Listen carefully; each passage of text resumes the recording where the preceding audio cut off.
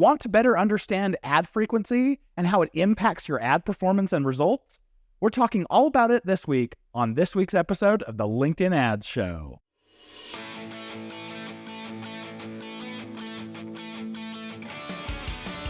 Welcome to the LinkedIn Ads Show. Here's your host, AJ Wilcox. Hey there, LinkedIn Ads fanatics. Like he said, I'm AJ Wilcox, and I'm the host of the weekly podcast, the LinkedIn Ads Show.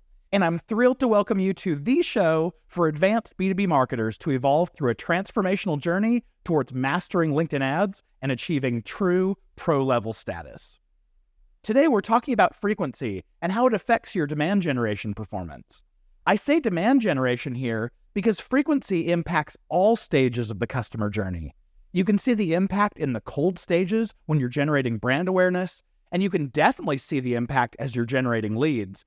And your sales team will definitely see the impact of frequency on the leads that you're generating in their own metrics. First off, in the news, last episode, we talked about how LinkedIn was going to be sunsetting the website demographics tool. And Joanna Kimura of the LinkedIn product team reached out after we announced that website demographics are being sunset. And she told me something really cool that I hadn't considered before.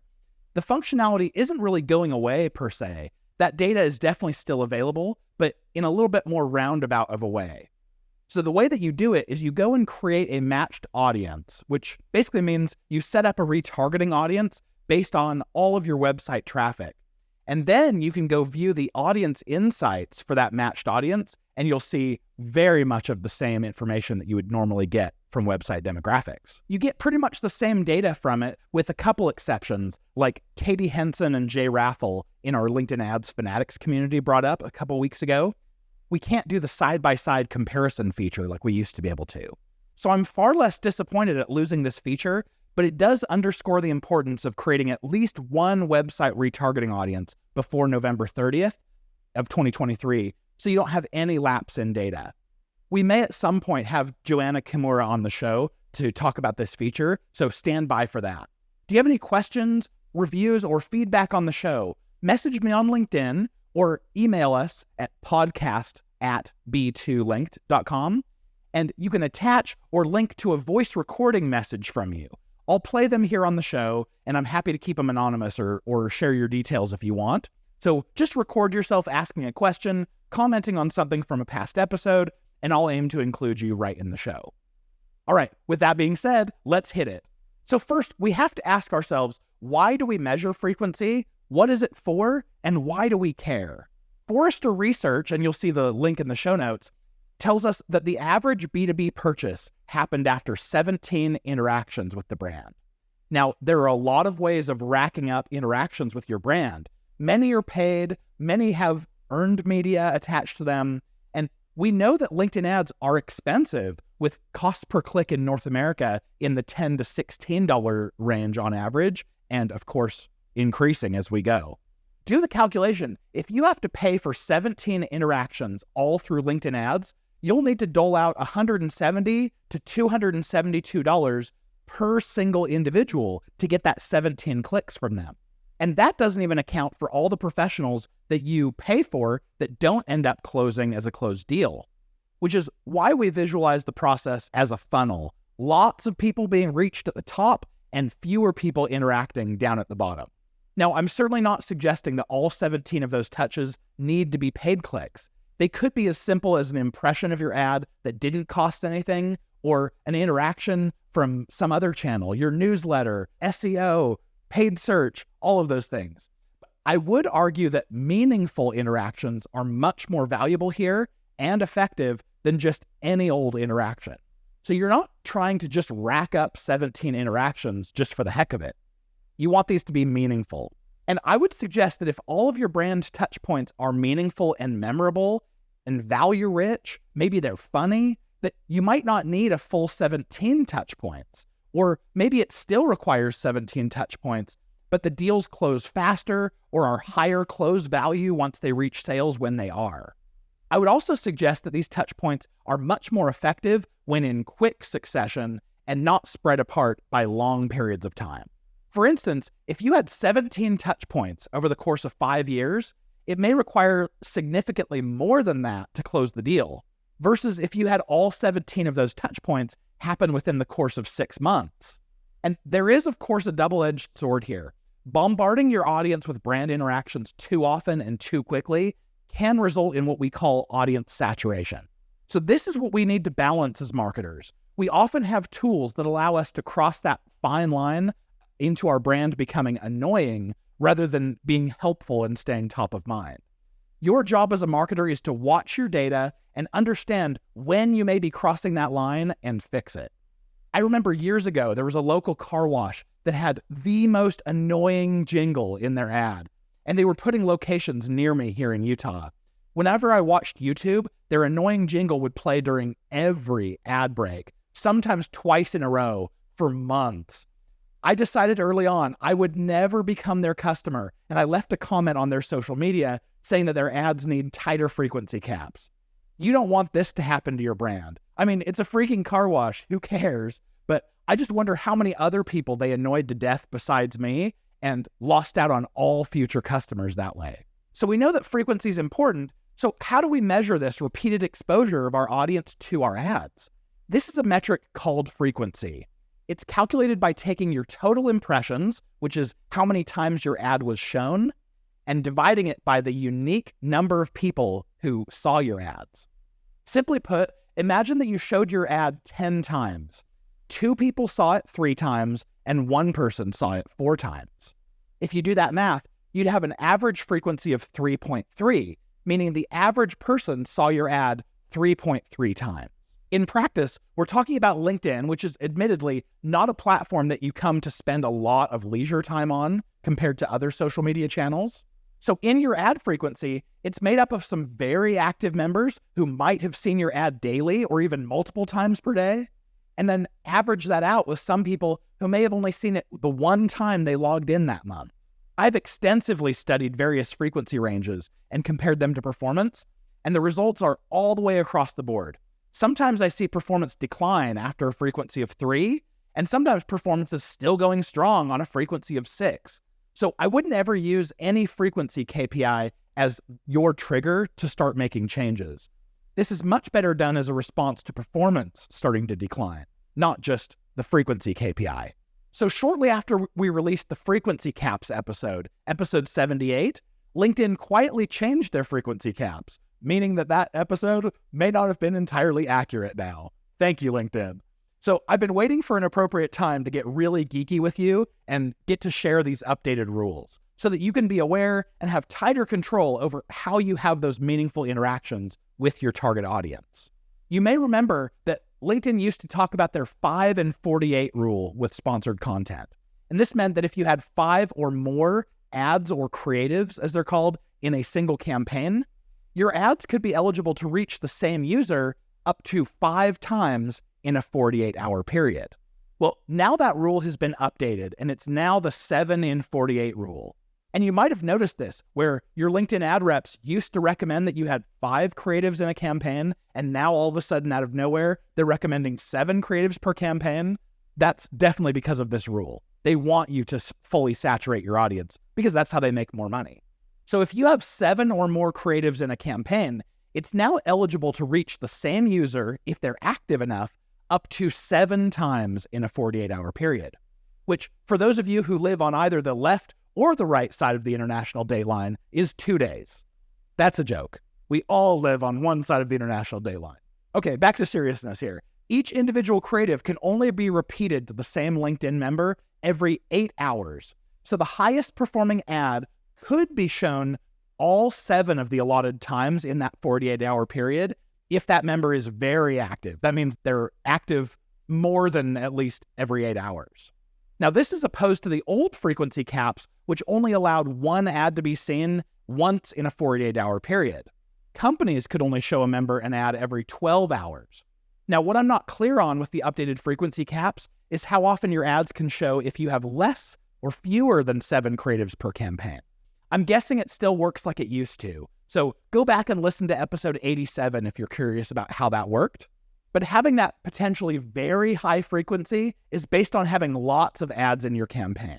If you only have 1 to 2 creatives in a single campaign, the max that campaign could show to the same member is twice in a 48-hour period, so once per day. And by the way, I actually like this a lot better. When you hit high frequency numbers on LinkedIn, you're inevitably bombarding your most active audience members with a deluge of what they would consider spam. And at the same time, the less active members of your audience are receiving low levels of exposure. They're only seeing your ads every so often, and you're effectively splitting your audience in two by their behavior. And since you as the advertiser can't tell those audience segments apart, they're all the same audience segment inside of a campaign, you'll see the average performance between those audiences, averaging those who felt annoyed and spammed and those who very rarely saw your ads. And because it's all average, you don't see the huge decline in those who are being annoyed. All right, we're going to take a quick sponsor break, and then I'm going to rant for a minute about something. The LinkedIn Ads Show is proudly brought to you by B2Link.com, the LinkedIn ads experts. If you want to get a return from your LinkedIn ads, consider this. How much ad spend are you willing to waste along the way? After auditing over 800 LinkedIn ads accounts, we've noticed one common theme, and that's wasted ad spend. B2Linked helps B2B companies maximize profit by minimizing waste from the poor targeting, poor bidding, and bad campaign setup. Book a discovery call today to eliminate the waste in your account. Just go to b2linked.com/discovery, and we'd absolutely love the chance to get to work with you. All right, so here's my rant. This is what I don't like about LinkedIn recommending 7+ creatives in a campaign. When the frequency cap on LinkedIn was showing only one ad every 24-hour period for an advertiser, that kept advertisers with massive budgets from dominating and snatching up all the available ad inventory. This kept the costs lower for smaller advertisers who don't have the 6 figures per month to spend, and they could still access that inventory because the bigger spenders were being held back from it. Well, now that LinkedIn has increased the frequency caps, the available ad inventory is now more competitive, with advertisers with higher budgets able to capture more of it more often. This raises the costs across the entire platform for everyone. Costs per click are increasing heavily every year. LinkedIn is obviously incentivized to do this because they make more money as competition rises. And you can see this every year as you see your costs per click climb, you know that this is contributing to it. You can see this in the standard recommendations that you get from reps. They always encourage 5 to 7 creatives per campaign. They always recommend max delivery bidding. These are the two things that make the costs on the platform increase the most. It feels like a blatant cash grab, and these rapidly rising costs are one of the things that keep me up at night. Okay, I'm going to step off my soapbox here, but I wanted to get that off my chest. Let's talk about LinkedIn Audience Network in relation to frequency caps. Now, LAN, as we call it, is treated very differently in frequency caps as opposed to just advertising that is shown on LinkedIn. Since the ads are served across lots of different publishers, LinkedIn doesn't impose a strict frequency cap on LAN. I've even noticed this by some publishers seeing multiple of our ads show up on the same page. So definitely not a strict frequency cap.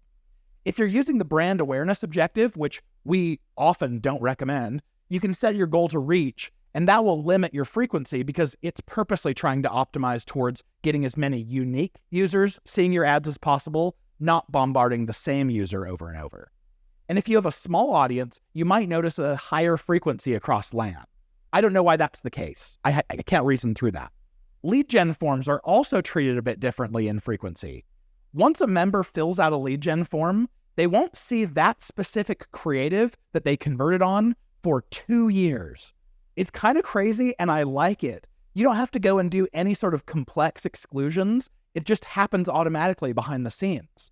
Now, most of the time, we're going to recommend running A/B tests of everything. So what it doesn't do, it doesn't stop that member from seeing the same form if it's attached to a B version of that ad. So if you're running an A/B, they convert on the A, they could still see the B format.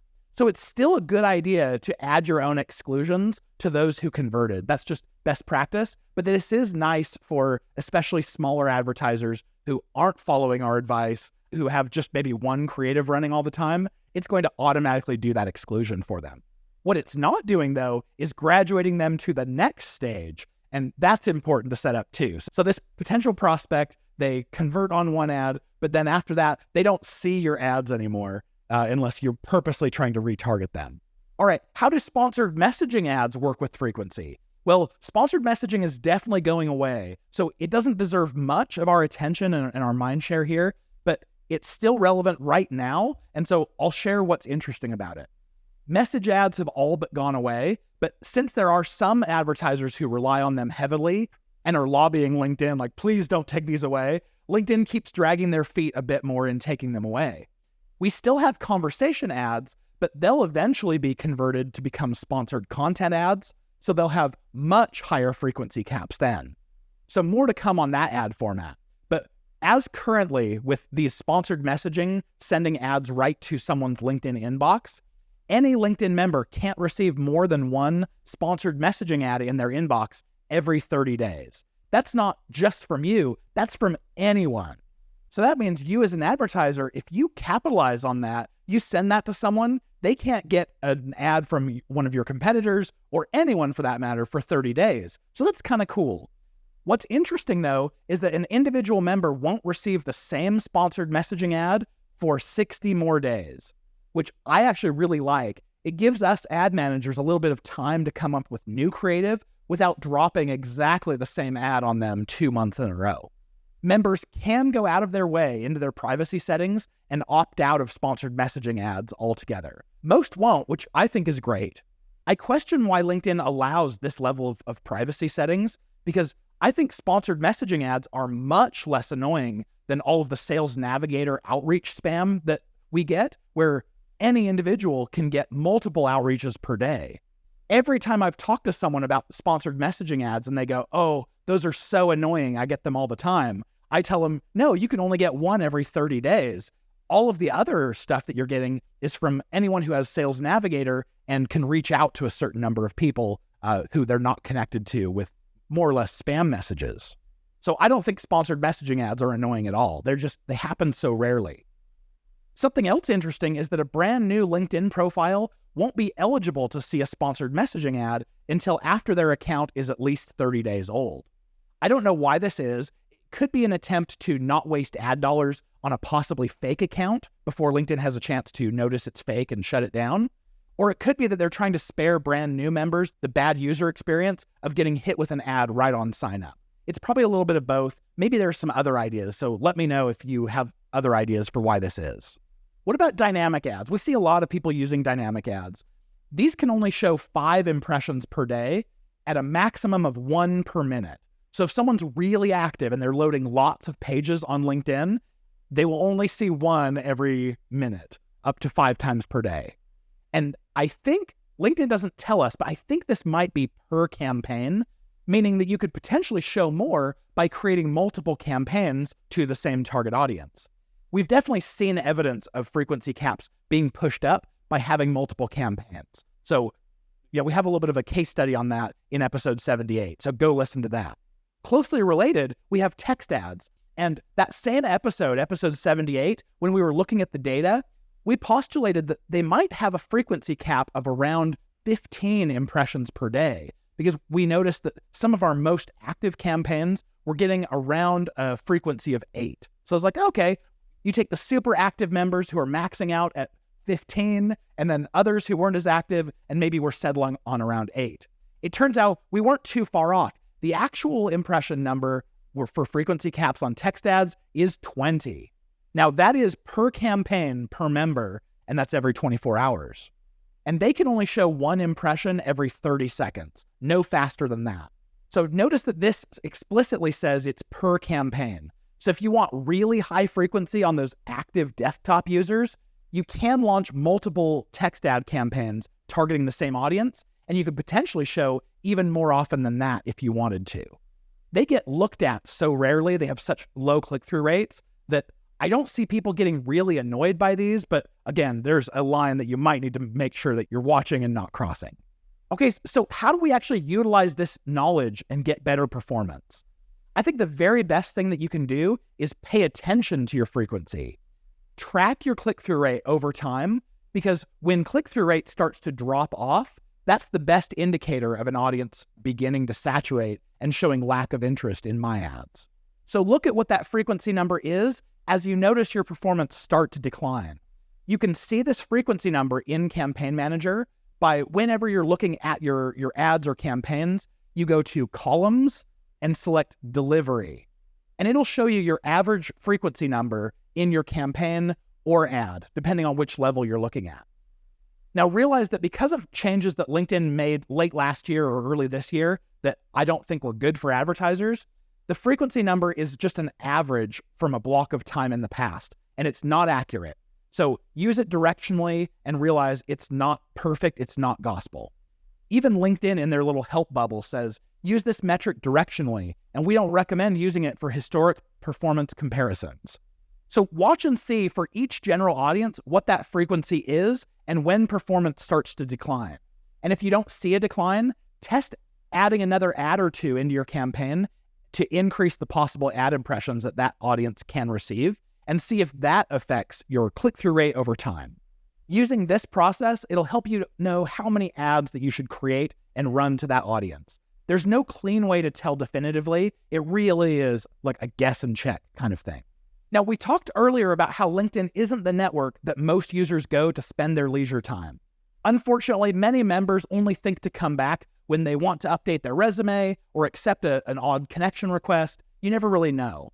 So if you treat LinkedIn like your only ad channel, your ads are sitting there waiting for users to come back, and they might only get a touch by your brand once a month or maybe even longer, which I don't think is nearly as helpful to us marketers who are looking to have meaningful interactions with our audience often enough to really stay top of mind. So one tool that we have at our disposal is an often overlooked way of getting more interactions with your audience by reaching them, and that is on other channels. Google has the Google Display Network, or we call it the GDN, which can show ads on all of the websites that have Google AdSense installed. And I've heard that this allows advertisers to reach 90% of the web, which is crazy. Now, Meta has Facebook and Instagram, which make up a significant portion of the time spent by audience members on social media. Both of these ad platforms have retargeting abilities. They're also the top ad platforms in the world with the best technology and innovation. And they're also very low cost when you compare that with LinkedIn. So here's the strategy I recommend. Drive that traffic from LinkedIn where you know that they are your exact ideal audience, because LinkedIn has an absolute monopoly on business targeting. And then once they get to your website, you're absolutely retargeting them on LinkedIn because you're obviously a LinkedIn ads boss, but you're also retargeting that traffic on both Meta and Google ads. This allows you to have a much more regular and consistent and more meaningful touches with your ideal target audience at a massive discount. It's not uncommon to see $1 per click when ads are performing well across these channels, whereas on LinkedIn, again, we might be paying 10 to 16. You might get a bit of a discount for having high click-through rates, but even still, it's a huge discount. I've also talked to a lot of advertisers who their boss or their company have beliefs against any of these channels. Someone might say, we don't like to advertise on Google, or we don't like to advertise on Meta. I would say this is really important to be running, even if it's only just retargeting, because it's an opportunity to stay in front of that audience and it costs next to nothing. Especially if you're spending $50K or less per month on LinkedIn, you're not going to fill these retargeting audiences up to where they can spend huge amounts. So I highly recommend push against that policy and try to get your ads showing up on both Google and Meta. Not to mention if there are possibilities of using other paid social channels like Snapchat, Quora, Twitter, or X. So lots of different opportunities to have your retargeting hit exactly the right people. If you're curious about this, go check out the blog post that Eric Jones from B2 Linked recently published on our blog, and you'll see the link to it in the show notes. Eric Jones wrote a whole post about how to retarget your LinkedIn traffic. He even included a hack of how you can retarget only your LinkedIn traffic as opposed to all the other traffic on your website. So don't miss that one. Finally, I think we have to talk about LAN, or LinkedIn Audience Network, as a way of showing ads to people off of LinkedIn trying to stay top of mind. Of course, we were really hoping that LAN would be the key for us to be able to reach our ideal LinkedIn audience all around the web, but alas, all of the quality signals seem to point to frowny face emojis. We still haven't given up hope of LAN working, and we are going to keep testing. One of the LinkedIn ads fanatics in our community checked out his LAN traffic by watching screen recordings of it, and he found that a large majority of these visits do exactly the same behavior over and over and over, which tells me it's bot behavior. We have gotten land traffic down to about 37 cents per click, so you might be able to make a case for still running it, knowing that, let's say, if 80% of the visits are bot traffic, well, you still have 20% of the visits that aren't, and so it might be worth paying for 10 visits to get 2 real ones because the cost is so low. Some will reach your target audience. It's likely still cheaper than paying for traffic on LinkedIn, but I will say a giant, your mileage may vary on land for right now. All right, I've got the episode resources for you coming right up, so stick around.